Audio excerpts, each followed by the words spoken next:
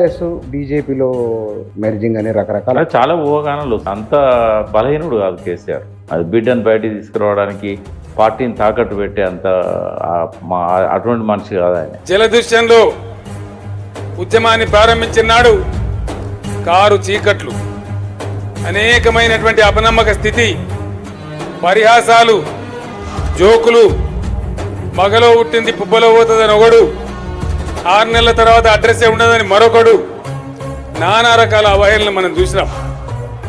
కొన్ని గొప్ప జయాలు, కొన్ని అపజయాలు, అన్నిటి మధ్య అయిపోయింది ఇంకేముంది, టీఆర్ఎస్ పార్టీ ఎమ్మెల్యేలను లాగేసినాం, తెలంగాణ భవన్ను కూడా కబ్జా చేస్తామనే దాకా మాట్లాడినారు.